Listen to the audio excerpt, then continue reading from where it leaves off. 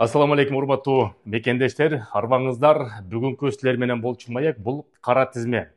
Кара тизмеге кантип кирип калды, кара тизмени кайдан текшерсе болот жана кара тизмеден кантип чыкса болот деген суроолорго кыскача жооп. Сөздү баштаардын астында биздин YouTube каналга катталып, досторуңуз, туугандарыңыз менен бөлүшүп коюңуз. Себеп деген миграцияга тиешелүү эң керектүү, актуалдуу маалыматтарды ушул биздин расмий аккаунттан ала аласыздар.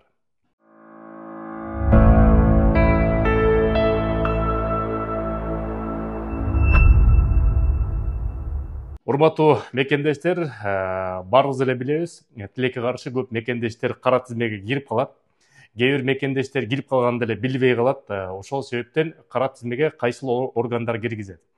Негизи эле 5-6 расмий мамлекеттик органдар бар Россия тараптарынан. Алардын эң көбү киргизгендери булар МВД киргизет, Роспотребнадзор киргизет, анан сот киргизет.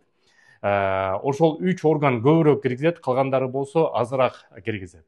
Эми МВД кандай учурга киргизет? МВД болсо силердин регистрацияңыз мөөнөтүнөн өтүп кетсе, же эмгек келишиңиз базада жок болуп калса, көп мөөнөттө силер көп учурда расмий иштебесеңиз, автоматтык түрдө кара тизмеге киргизип коет. Экинчиден, силер административдик жана кылмыш ишин кылсаңыздар, эгерде бирөөнү уруп согуп койсоңуз, бирөөнү сындырсаңыз же бирдеке урурлук кылсаңыз, ошол себеп менен дагы МВД Ички иштер министрлиги киргизип коет.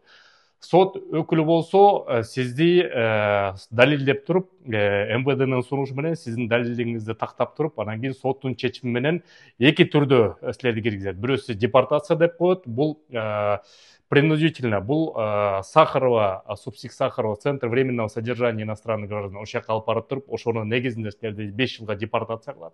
Экинчиси болсо, бул добровольно, бул выдворение деп коет. Колуңарга постановленияны көрсөтөт, берет дагы 5000 штраф төлөтүп туруп, Кыргызстанга мекениңизге 10 күндүн ичинде чыгып кеттиңиз деп коет.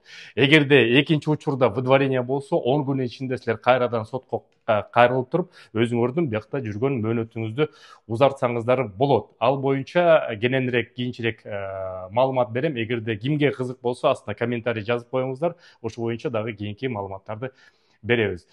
Ал эми үчүнчү орган болсо, бул Роспотребнадзор. Баарыңар билесиңер, 2021 жылдын декабрь айынан баштап, ошо Роспотребнадзор кишилерди бир сыйра текшерип, канын алып, ошо канында кандайдыр бир оорулуу дат бар деген себептер менен көп мекендештерди Роспотребнадзор кара тизмеге киргизип койду. Анын чыгаруу процесси оңой эле. Негизи опытный юристтер, опыты бар юристтер ошол жерге чыгат. Ошол боюнча дагы эгерде кимге Роспотребнадзор боюнча маалымат керек болсо, астына комментарий жазып койсоңуз, силер менен юристтер байланышып, андан кийин ошол боюнча да бир сыйра силерге жооп берет. Эми кара тизмени кайдан текшеребиз? Жакында эле migrant.kg деген сайт ачылды. Ошол жерде кара тизме ар 1,5 ай сайын кара тизмеге кирген мекендештер списоги бар. Ал баарын эле доступный. Бүгүн азыр мен жазып коем. Ошо migrant.kgге ар Россия келердин астында бир сыра өзүңөрдүн фамилияңарды киргизип, текшерип койсоңуздар ашыкча болбойт. Билетке күйүп калбаңыздар.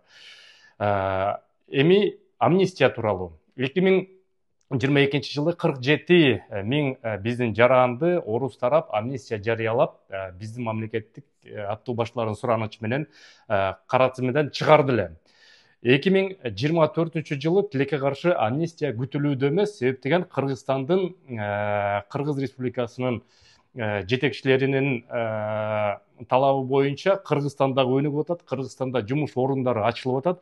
Ошон үчүн биздин мекендештер чет элде иштеп жүрүбөй, Кыргызстанда жумуш орундары пайда боло баштады, ошол жака келсин деген талап кое баштады. Ошон үчүн амнистия боюнча жакын арада күтүлбөйт. Чынында Кыргызстанда швейн отраслда мекендештер жетишсиз, курулуш тармагында мекендештер жетишсиз. Ал тууралуу биз силерге өзүнчө дагы маалыматтарды жеткиребиз, чыгарабыз.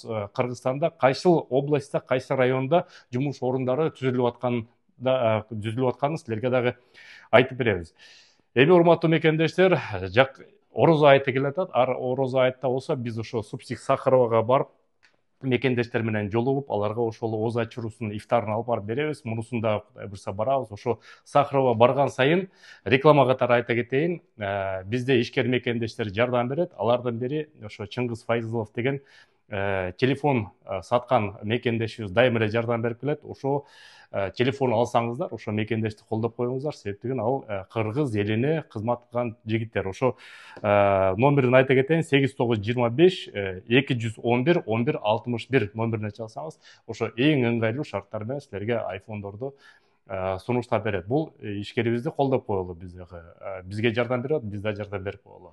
Ошол кара тизме боюнча дагы жаңылыктар болсо силерге айтып турабыз. Жана migrant.kgден кирип бир сыйра карап коюңуздар. Өзүңөрдү эгерде аякта жок болсоңуз, ал ошо 99%га туура тастыкталган маалымат.